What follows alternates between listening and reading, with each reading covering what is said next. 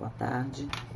Meu nome é Adriana de Carvalho Melo e eu venho falar aqui um pouco sobre o papel do professor bilíngue e também dos intérpretes de Libras nos anos iniciais no nosso sistema educacional. O título do meu resumo expandido é Quem ensina? O papel do professor bilíngue e do intérprete nos anos iniciais. Com relação à educação de crianças surdas nos anos iniciais, percebemos aí um desafio para o sistema educacional. E entendemos que há uma necessidade de articulação entre o professor bilíngue das línguas Libras e português, em conjunto com o intérprete educacional.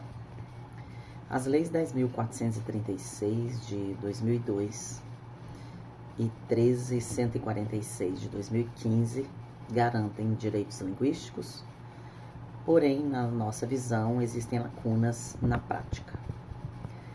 O objetivo é compreender essa atuação dos dois profissionais envolvidos, os desafios que são apresentados e estratégias de colaboração entre ambos. Quanto à fundamentação teórica, nós buscamos aí educação na área de educação de surdos, que envolve a língua, cultura e metodologia de ensino. Ainda sobre professor bilíngue, que é o mediador da aprendizagem, tendo a Libras como L1 e o português escrito como L2. A atuação na mediação cultural e inclusão social, segundo quadros. E sobre o intérprete, que é aquele que facilita a comunicação, porém não assume funções pedagógicas, que é o que menciona o Ribeiro. Ainda a BNCC, os PCNs, que reconhecem diversidade linguística e cultural, a falta de clareza sobre os papéis do professor e intérprete, não nas normas, porém nas práticas. Ainda com teóricos Lodi e Quadros, que mencionam a importância da colaboração, desde o planejamento e a implantação, e abordagens bilíngue, que valoriza a Libras e a identidade surda, com Ferreira e Quadros. A metodologia aplicada foi uma abordagem qualitativa, que busca compreender as práticas pedagógicas. Fizemos coleta de dados, uma revisão bibliográfica documental, conforme eu já mencionei, Quadros, Lodi, Ferreira, Ribeiro, entrevistas com professores, intérpretes e gestores, além de observações. Enquanto participante, que atua como intérprete educacional, a análise foi por categorização temática, interpretação de forma crítica e, claro, utilizamos a ética, que foi consentimento e anonimato, conforme Resolução 466 de 2012. Quanto aos resultados e essas discussões, nós percebemos avanços e desafios na atuação dos profissionais. Há uma necessidade de clareza de papéis, por vezes uma confusão e sobreposição de funções. Percebemos uma colaboração, planejamento conjunto, apesar de ser pouco frequente, e com certeza impactos na aprendizagem, Colaboração melhora o desempenho e motivação. Apesar de que, ainda nos resultados, nós temos aí lacunas legais, ou seja, de leis e práticas. As leis e diretrizes, elas garantem os direitos linguísticos, principalmente, mas faltam detalhamentos. A carga horária e divisão de funções ainda são pouco definidas. Há discussões teóricas, principalmente com relação ao reforço do modelo bilíngue e valorização da língua, e a necessidade de políticas públicas e formação continuada foi percebida.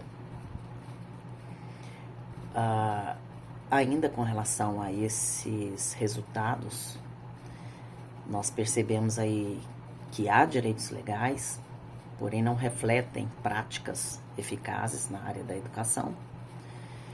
Com relação a materiais bilíngues e metodologias colaborativas, percebemos sim que são fundamentais e principalmente materiais bilíngues ainda são pouco encontrados no mercado, porém há uma necessidade de desenvolvimento por parte dos próprios profissionais, o que enseja e demanda uma carga horária bem mais alta do que a desenvolvida em classe. Uma necessidade de acompanhamento pedagógico deve ser mais de forma contínua e sistemática. E nas nossas conclusões, percebemos que na educação do surdo depende de articulação bem clara entre professor bilíngue, o que não é comumente visto em sala de aula, e o intérprete. Os papéis se complementam, porém são muito distintos, né? O professor planeja, media e avalia, enquanto o intérprete facilita a comunicação e aí para algumas pessoas eu diria que sem ensinar. Porém nós percebemos que metodologias, estratégias de ensino ainda estão nas mãos do intérprete educacional. Há uma sobreposição, então, de funções, o que prejudica o aprendizado. A colaboração estruturada é essencial, uma necessidade de planejamento conjunto, uma perspectiva de sucesso na educação do ensino bilíngue. Há uma falta de articulação, sim, entre esses profissionais, trazendo um prejuízo linguístico-social e algumas lacunas legais. Nas leis 10.436 de 2002 e 13.146 de 2015, que não detalham essas funções. A BNCC e os PCNs carecem de orientações mais práticas. Formação em políticas públicas é bem necessária, com capacitação integrada e materiais didáticos bilíngues, e esse é um grande desafio. Algumas políticas claras para reduzir essas lacunas são muito bem-vindas, e o reconhecimento da Libras como L1 e valorização da cultura surda são fundamentais. Nas nossas considerações finais, nós entendemos que professores e intérpretes devem atuar de forma colaborativa, planejada e conjunta.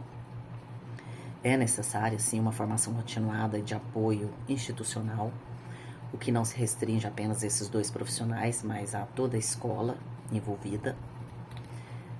Melhores políticas públicas devem ser alinhadas no quesito de legislação e prática escolar.